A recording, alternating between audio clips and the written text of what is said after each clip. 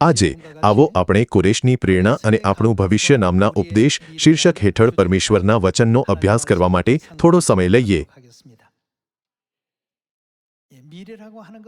શું એ સાચું નથી કે ભવિષ્ય આજથી શરૂ થાય છે? ભવિષ્ય આજથી શરૂ થતું હોવાથી આપણે ભૂતકાળની સર્વ બાબતોને પાછળ છોડી દેવી જોઈએ. આ જ ક્ષણથી આવો આપણે સૌ આપણે ઈચ્છીએ છીએ તેવા ભવિષ્યને ઘડવાનું શરૂ કરીએ. તો પછી આત્મિક રીતે આપણું ભવિષ્ય શું છે?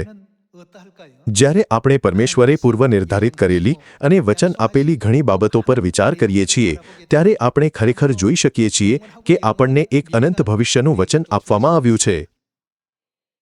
પ્રબોધક દાનિયેલ અને પ્રેરિત યોહાનની ભવિષ્યવાણીઓમાં બાઇબલ આપણને શીખવે છે કે આપણું ભવિષ્ય સદાકાળ પરમેશ્વરની સાથે રહેવાનું છે. તે પ્રગટ કરે છે કે આપણે એવા જગતમાં નિવાસ કરીશું જ્યાં આપણે અનંત જીવન અને સનાતન આશીર્વાદોનો આનંદ માણીશું.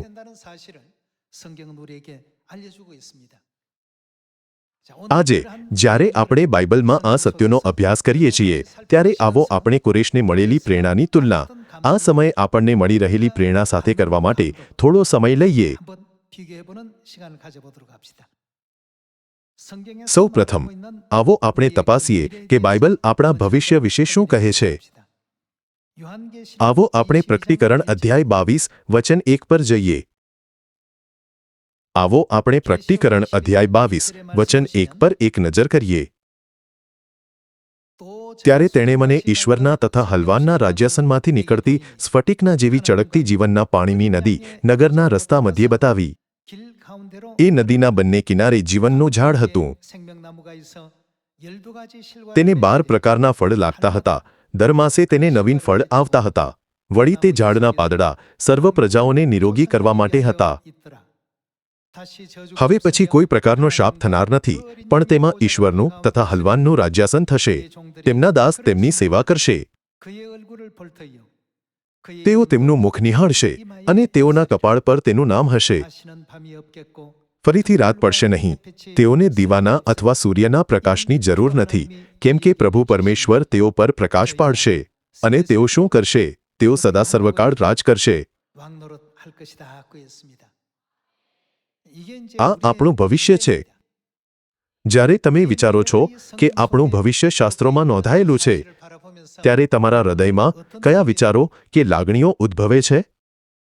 શું તમે કોરેશની જેમ જ પ્રભાવિત થયા છો?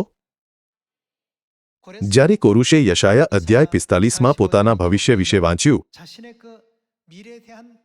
ત્યારે બાઇબલમાં આવી ભવિષ્યવાણી લખેલી છે તે જાણીને તે ખૂબ જ પ્રભાવિત થયો. જ્યારે પરમેશ્વર આપણને બતાવે છે કે તેમણે આપણા ભવિષ્ય માટે શું આયોજન કર્યું છે ત્યારે આપણે ફક્ત એમ કહીને તેને અવગણવું યોગ્ય નહીં હોય કે સારું, મને લાગે છે કે બાઇબલમાં આવો કંઈક ઉલ્લેખ છે, ખરું ને?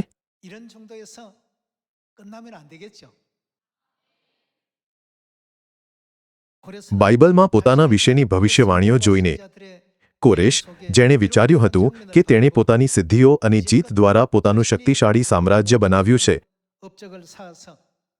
તેને સમજાયું કે પરમેશ્વરે પહેલેથી જ વચન આપ્યું હતું, હું તારી આગળ જઈશ. હું પિત્તળના દરવાજાના કકડે કકડા કરી નાખીશ ને લોઢાથી ભૂંગળોને કાપી નાખીશ. કોરેશ એ જોઈને આશ્ચર્યચકિત થઈ ગયો કે પરમેશ્વર બધી બાબતોમાં તેની આગળ હતા.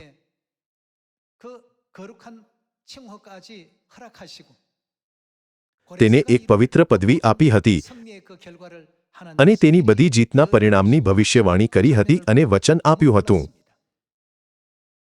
આજે તમે પ્રકટીકરણ અધ્યાય 22 વાંચો છો ત્યારે શું તમારા હૃદયમાં પણ એ જ વિસ્મયની ભાવના જાગે છે? શું ખરેખર એવું થાય છે? જો એમ હોય તો આપણે કહી શકીએ કે આ એક એવું હૃદય છે જેને ખરેખર પવિત્ર આત્મા પ્રાપ્ત થયો છે. પરમેશ્વર આપણને વચન આપે છે. હવે પછી કોઈ પ્રકારનો શાપ થનાર નથી, પણ તેમાં ઈશ્વરનું તથા હલવાનનું રાજ્યાસન થશે. તેમના દાસ તેમની સેવા કરશે અને તેઓ સદા સર્વકાળ રાજ કરશે.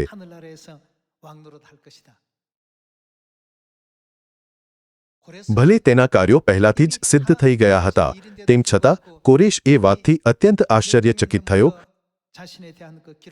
કે બાઇબલમાં તેના વિશેની નોંધો હતી અને સેંકડો વર્ષોથી પ્રબોધકો દ્વારા ભવિષ્યવાણીઓ કરવામાં આવી હતી.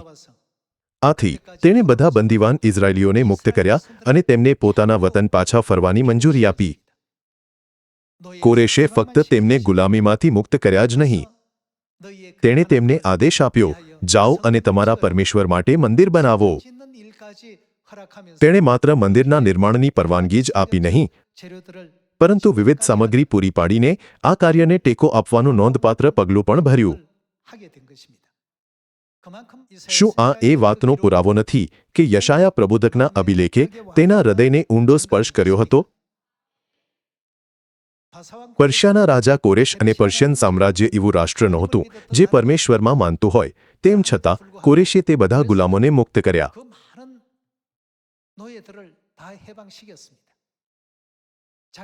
જો કે ઇઝરાયેલીઓને રાખવાથી તેના રાષ્ટ્રને મોટો આર્થિક ફાયદો થયો હોત, પણ કોરેશે તે બધાને ગુલામીમાંથી મુક્ત કર્યા.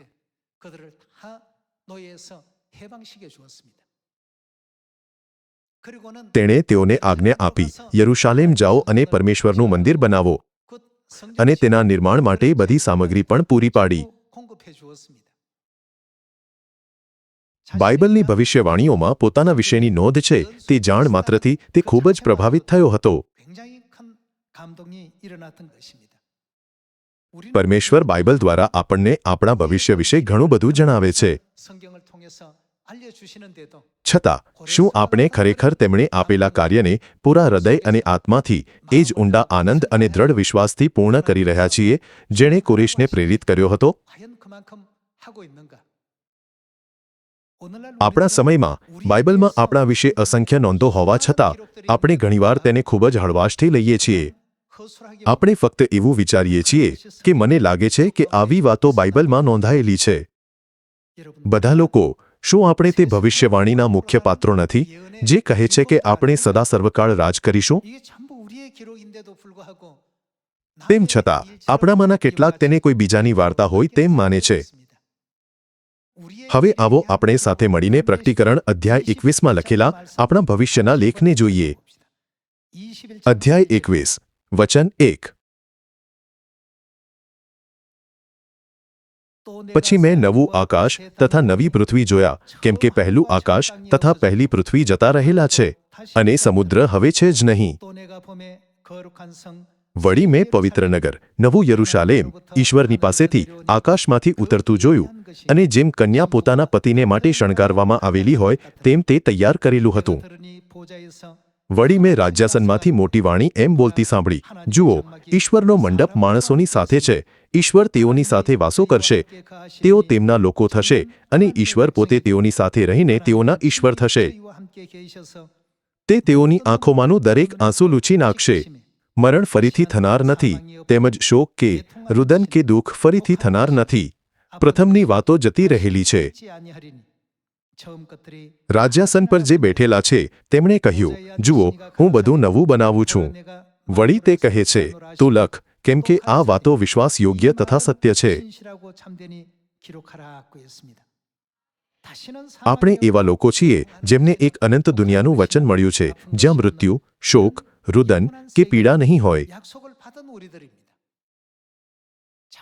શું આ બધા વચનો સિયોનમાં સ્વર્ગીય બાળકોને આપવામાં આવ્યા નથી,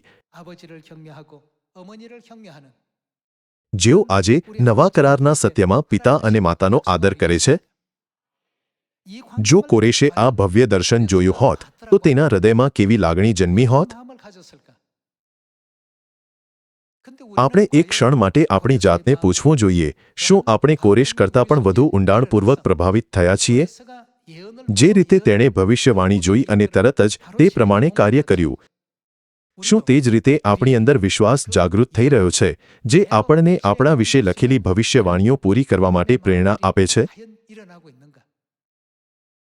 કોરેશ જે રીતે ગહનતાથી પ્રભાવિત થયા હતા તેની સાથે આપણા પ્રતિભાવની તુલના કરવી એ આપણા માટે વિચારવા જેવો એક મહત્વપૂર્ણ મુદ્દો છે. એવું લખેલું છે કે ઈશ્વર પોતે તેઓની સાથે રહેશે. તે તેઓની આંખોમાંનું દરેક આંસુ લૂછી નાખશે. મરણ ફરીથી થનાર નથી. આ વચનમાં જ્યાં તેઓ શબ્દ છે ત્યાં હું તમને તમારું પોતાનું નામ મૂકવા માટે કહું છું. રાજા કોરેશ ભાવુક અને આશ્ચર્યચકિત થઈ ગયા, માત્ર એટલા માટે કે તેમનું નામ કોરેશ ભવિષ્યવાણીઓમાં નોંધાયેલું હતું. પરમેશ્વરે વચન આપ્યું છે કે તે તેઓની સાથે રહેશે અને તેઓની આંખોમાંથી દરેક આંસુ લૂછી નાખશે. તે સમૂહમાં જેનો ઉલ્લેખ અને આપોસ તેઓ અને આપોસ તરીકે થયો છે, તમારા પોતાના નામ પણ નોંધાયેલા છે. ત્યાં દાનિયેલનું નામ હશે, તેમજ યાકૂબ, મેલિસા અને યોહાન પણ હશે.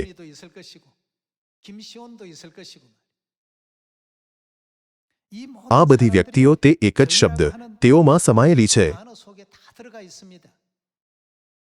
આજે આપણા માટે એ જરૂરી છે કે આપણે આ ભવિષ્યવાણીમાં આપણા પોતાના નામ મૂકીએ અને આપણી રાહ જોઈ રહેલા ભવ્ય ભવિષ્યને નિહાળીએ. જ્યારે બાઇબલનો ખંતપૂર્વક અભ્યાસ કરવો, તેના શિક્ષણમાં નિપુણતા મેળવવી, તેની કલમો યાદ રાખવી અને પરમેશ્વરના વચનને મહાન વક્તૃત્વ સાથે પ્રગટ કરવું, તે ચોક્કસપણે મહત્વપૂર્ણ છે. તેમજ કોરુશે અનુભવેલી ગહન ભાવના પણ એટલી જ મહત્વપૂર્ણ છે. બાઇબલ તરફ નજર કરીએ તો આપણને ખ્યાલ આવે છે કે પરમેશ્વરે 2000 વર્ષ પહેલા મારું ભવિષ્ય આ રીતે નોંધ્યું હતું. આ દ્રશ્ય પર મનન કરતા આપણે સૌ કોરેશ કરતાં પણ વધુ ઊંડી ભાવના સાથે સુવાર્તાના કાર્યમાં જોડાઈએ. બધા લોકો, જ્યારે આપણે આપણા ભવિષ્ય પર નજર કરીએ છીએ ત્યારે આપણને શું જોવા મળે છે? કેવું ભવ્ય ભવિષ્ય આપણી રાહ જોઈ રહ્યું છે? એવી દુનિયા જ્યાં હવે મૃત્યુ નથી, એવી દુનિયા જ્યાં હવે કષ્ટ, શોક અને પીડા નથી. આ તે દુનિયા છે જે તેઓને આપવામાં આવશે. ત્યાં પરમેશ્વર રમેશની સાથે હશે, તે મીનાની સાથે હશે. આપણને કોરેશ કરતા 1000, હા 10,000 ગણું મહાન વચન મળ્યું છે. છતાં શું આપણે તેના કરતાં ઘણા ઓછા પ્રભાવિત થયા છીએ? શું આવું વલણ અસ્વીકાર્ય ન ગણાય? આ જ ક્ષણથી આપણે સૌએ આપણી આત્મિક આંખો પૂરી ખોલીને પરમેશ્વરે આપણા માટે તૈયાર કરેલા ભાવિ જગત પર આપણી આશા સ્થિર કરવી જોઈએ અને આપણી સમક્ષ મૂકેલી દોડમાં ખંતથી દોડવું જોઈએ.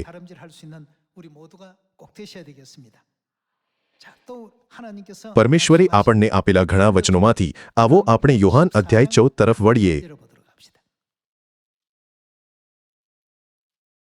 આવો આપણે યોહાન અધ્યાય 14 વચન 1 માના વચનો જોઈએ. તમારા હૃદયોને વ્યાકુળ થવા ન દો. તમે ઈશ્વર પર વિશ્વાસ રાખો છો, મારા પર પણ વિશ્વાસ રાખો. મારા પિતાના ઘરમાં રહેવાના ખંડ ઘણા છે, નહીં તો હું તમને કહેત, કેમ કે હું તમારે માટે જગા તૈયાર કરવાને જાઉં છું. અને હું જઈને તમારે માટે જગા તૈયાર કરીશ અને પાછો આવીને તમને મારી પાસે લઈ જઈશ, જેથી જ્યાં હું છું ત્યાં તમે પણ રહો.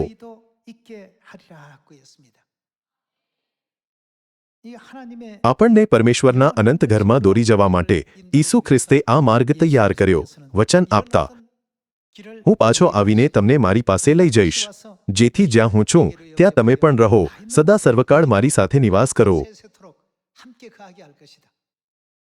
માત્ર સ્વર્ગની પવિત્ર પ્રજા તરીકે અસ્તિત્વ ધરાવવું એ પણ આભાર માનવા માટે પૂરતું છે. જો કે તેમણે કહ્યું, હું તમને સદા સર્વકાળ રાજ કરનાર રાજમાન્ય યાજક વર્ગ બનાવીશ. વધુમાં, જાણે કે તે આભાર માનવા માટે પૂરતું ન હોય, તેમણે એવું વચન પણ આપ્યું, હું તમને એવી દુનિયા અર્પણ કરીશ જ્યાં મૃત્યુ, શોક, રુદન કે પીડા નહીં હોય. આખી દુનિયામાં આપણા કરતાં વધુ ભવ્ય, વધુ સુરક્ષિત અને વધુ ખાતરીપૂર્વકનું ભવિષ્ય કોનું છે?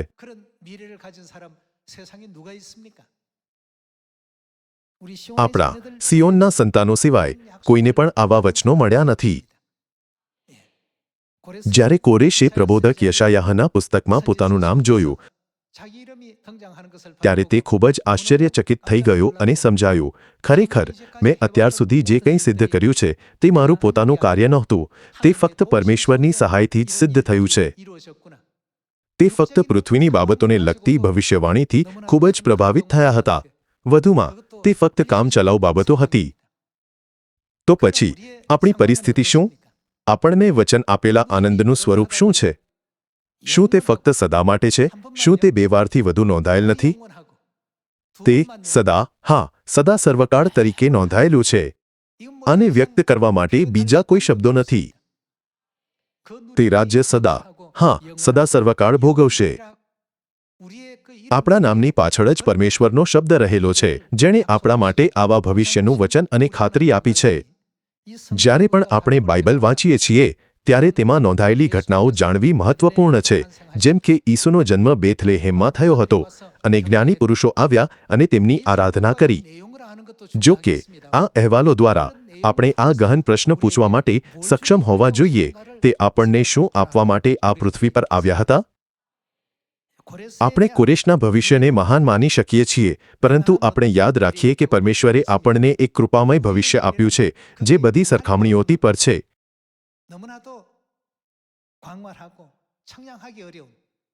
એક એવું ભવિષ્ય જે એટલું વિશાળ અને અમાપ છે, આ દુનિયાના લોકો માટે એટલું અકલ્પનીય છે. પોતાની સમક્ષ મુકાયેલા ભવિષ્યને જોતા, જે પરમેશ્વર દ્વારા તેમને પ્રદાન કરવામાં આવ્યું હતું, કોરેશે બધા ઇઝરાયેલીઓને મુક્ત કર્યા. જો આપણે રાષ્ટ્રના આર્થિક હિતને ધ્યાનમાં લઈએ તો આ નિર્ણય એક ભારે નુકસાન હતું. તે સમયે આટલા બધા ગુલામો દ્વારા પ્રાપ્ત થઈ શકતી વિશાળ આર્થિક ક્ષમતા હોવા છતાં તેમણે તે બધાને તેમની ગુલામીમાંથી મુક્ત કરી દીધા.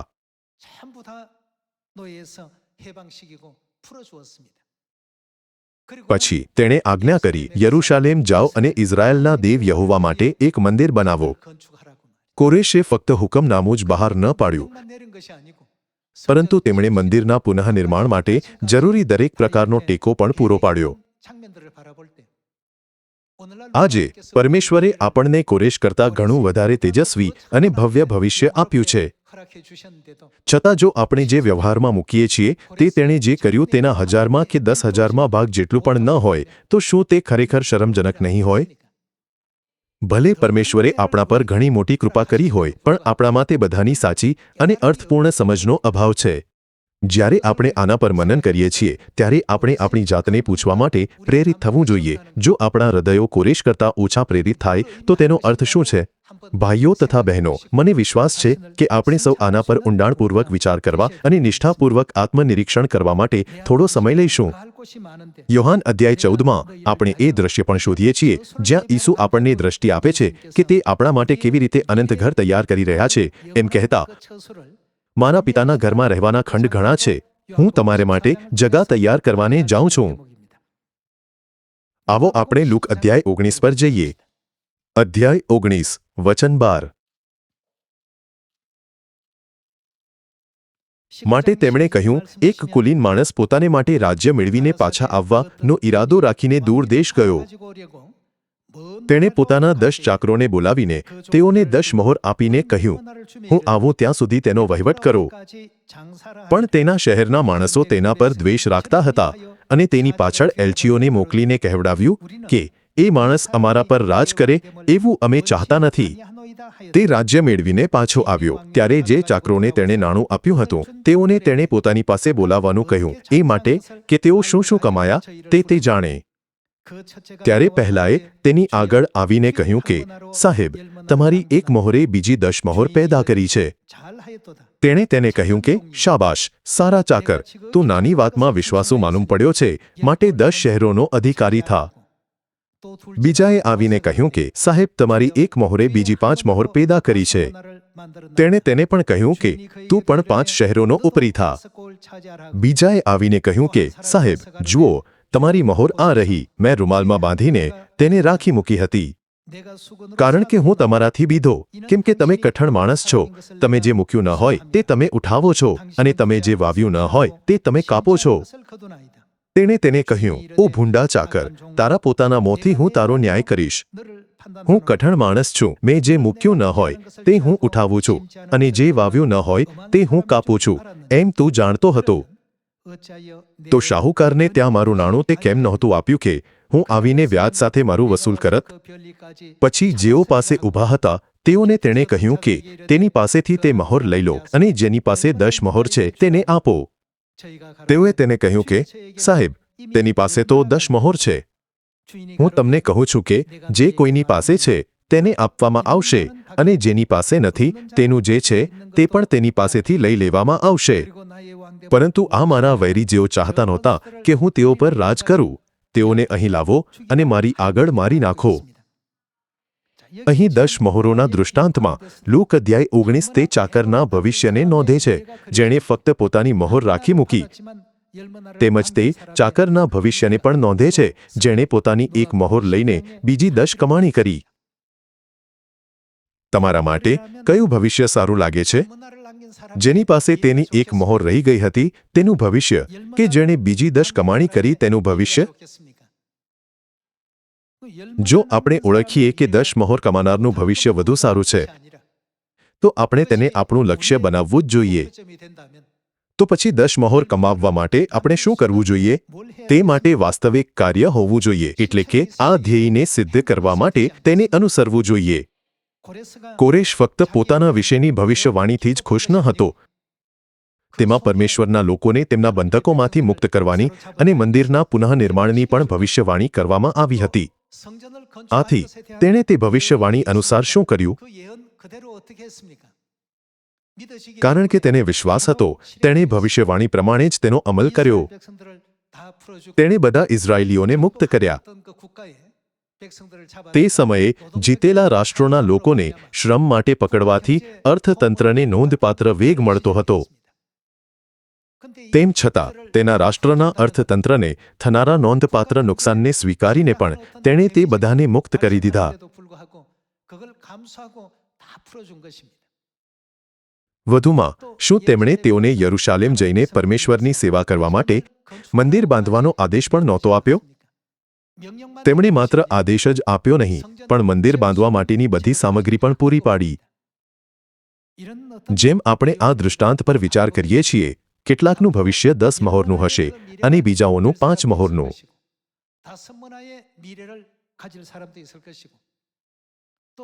દુઃખની વાત છે કે એવા પણ હશે જેમનું ભવિષ્ય 1 મહોરનું હશે. પરમેશ્વર આપણા સૌના માટે સ્વર્ગના રાજ્યમાં રાજમાન્ય યાજક વર્ગ તરીકેનું ભવિષ્ય તૈયાર કરી રહ્યા છે. એક ભવ્ય ભવિષ્ય જેનો આપણે અનંતકાળ સુધી આનંદ માણીશું.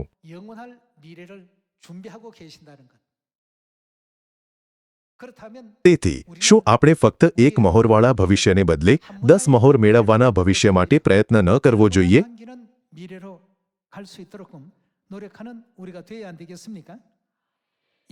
આવો આપણે યશાયા અધ્યાય 60 વચન 1 માં આપેલ ભવિષ્યવાણીના શબ્દોની પણ તપાસ કરીએ.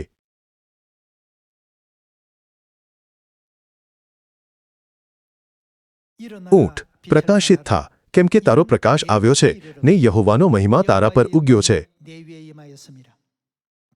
જુઓ, અંધારું પૃથ્વીને તથા ઘોર અંધકાર લોકોને ઢાંકશે, પણ યહોવા તારા પર ઉગશે ને તેમનો મહિમા તારા પર દેખાશે.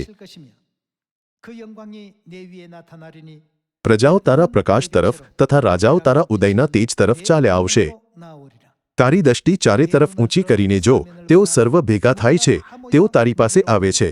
તારા પુત્રો દૂરથી આવશે ને તારી પુત્રીઓને કેડે બેસાડીને લાવવામાં આવશે. આવો આપણે વચન 20 પર જઈએ. ત્યાર પછી તારો સૂર્ય કદી અસ્ત પામશે નહીં, તેમ તારો ચંદ્ર જતો રહેશે નહીં, કેમ કે યહોવા તારું સદાકાળનું અજવાળું થશે ને તારા શોકના દિવસો પૂરા થશે. વળી તારા સર્વલોક ધાર્મિક થશે. તેઓ મારા મહિમાને અર્થે મારા રોપેલા રોપના અંકુરો, મારા હાથની કૃતિ થશે. તેઓ સદાકાળ દેશનો વારસો ભોગવશે. છેક નાનામાંથી 1000 થશે ને જે નાનકડો છે તે બળવાન પ્રજા થશે. હું યહોવા ઠરાવેલે સમયે તે જલ્દી કરીશ. આ ભવિષ્ય આપણી રાહ જોઈ રહ્યું છે. આ તે ભવિષ્યવાણીનું દૃશ્ય છે જે પરમેશ્વરે લગભગ 2700 વર્ષ પહેલા પ્રબોધક યશાયા દ્વારા પ્રગટ કર્યું હતું.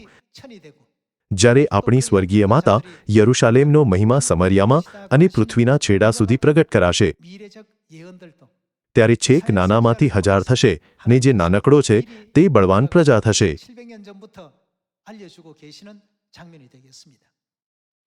તેથી શું આપણે સંપૂર્ણ વિશ્વાસ સાથે આગળ ન વધવું જોઈએ કે આ બધી ભવિષ્યવાણીઓ ચોક્કસ પૂર્ણ થશે?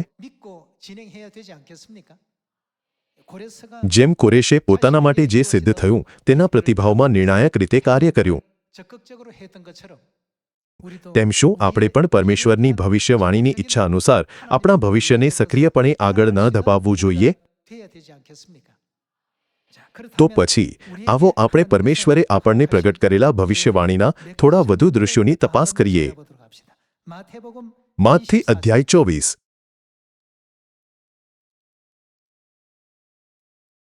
આવો આપણે સાથે મળીને માથથી અધ્યાય 24 વચન 13 જોઈએ.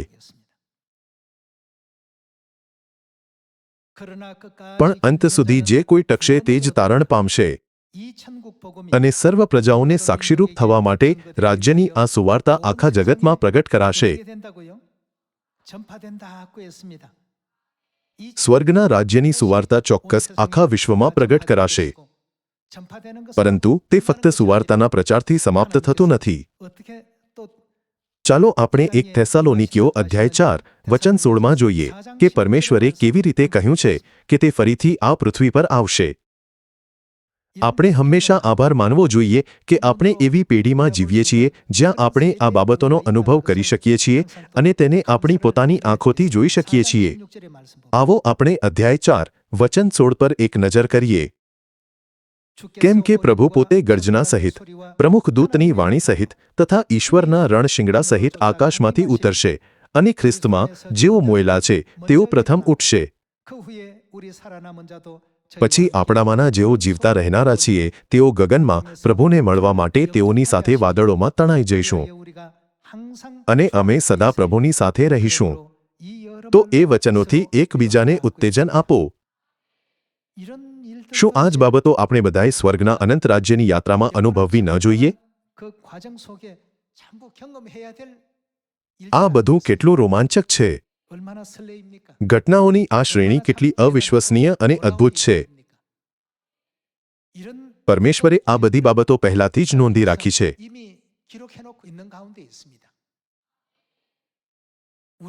આપણા માટે પરમેશ્વરે આપણને ફક્ત ડઝનેક જ નહીં પણ સેંકડો અને હજારો ભવિષ્યવાણીઓ પણ આપી છે. પરમેશ્વર હવે આ પ્રક્રિયામાં આપણને દોરી રહ્યા છે અને વચન આપ્યું છે કે ભવિષ્યમાં આપણે બધા સ્વર્ગના રાજ્યમાં રાજમાન્ય યાજક વર્ગ તરીકે બિરાજમાન થઈશું. તેથી આપણે સ્વર્ગ માટેની આપણી અનંત આશા ગુમાવવાના બદલામાં આ પૃથ્વીની ક્ષણિક વસ્તુઓ દ્વારા આપણા હૃદયને ક્યારેય મોહિત ન થવા દઈએ. જેણે ફક્ત 1 મહિના મેળવ્યો તેના કરતાં જેણે 10 મહિના મેળવ્યા તેના જેવું આપણું ભવિષ્ય હોય તે શું વધુ સારું નથી? આ હાંસલ કરવા માટે ચાલો આજના સમયમાં તેમના વચનનું સંપૂર્ણ પાલન કરીને જીવીએ અને ખંતપૂર્વક સુવાર્તાનો પ્રચાર કરીએ.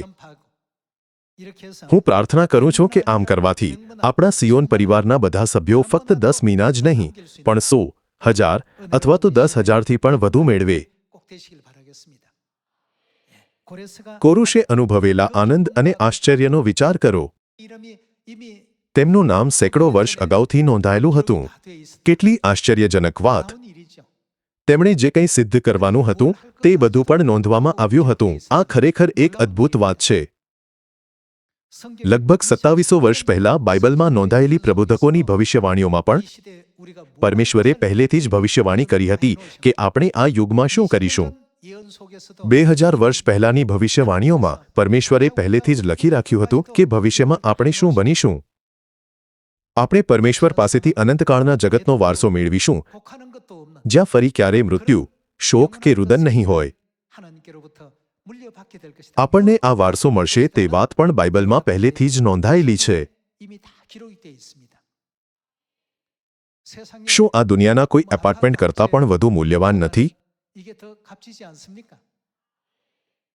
આ દુનિયામાં 10 કે 20 વર્ષનું જીવન ગમે તેટલું અદ્ભુત કેમ ન હોય, શું એવું જીવન જે અનંતકાળનું છે, જે સદા સર્વકાળ ટકે છે, તે અસીમ રીતે વધુ મૂલ્યવાન નથી? ચાલો આપણે આપણા ભવિષ્યની સરખામણી કોરેશના ભવિષ્ય સાથે કરીએ. આપણામાં જે મહિમા પ્રગટ થશે તેની સાથે તેમનો મહિમા સરખાવવા લાયક નથી. છતાં એટલી નાની પ્રેરણાથી પણ પ્રેરિત થઈને કોરેશે એક જબરદસ્ત કાર્ય સિદ્ધ કર્યું. પરમેશ્વરે આપણા માટે જે ભવ્ય ભવિષ્ય તૈયાર કર્યું છે તે જોતા શું આપણે આપણું જીવન મુશ્કેલીઓ અને દુઃખોથી દબાઈને જીવવું જોઈએ? આ જ ક્ષણે ચાલો આપણે ફરી એકવાર આપણા હૃદયમાં એક નવો સંકલ્પ કરીએ અને પરમેશ્વરે આપણને આપેલી ભવિષ્યની આશાને મજબૂતીથી પકડી રાખીએ, તેને ક્યારેય છોડવા ન દઈએ. હું હૃદયપૂર્વક પ્રાર્થના કરું છું કે આપણે બધા સ્વર્ગીય પરિવાર સિયોનના બાળકો બનીએ જે આપણી સમક્ષ મુકાયેલી દોડ ખંતથી ચલાવે. આ સાથે હું આજનો ઉપદેશ સમાપ્ત કરવા માંગુ છું. તમારો ખૂબ ખૂબ આભાર.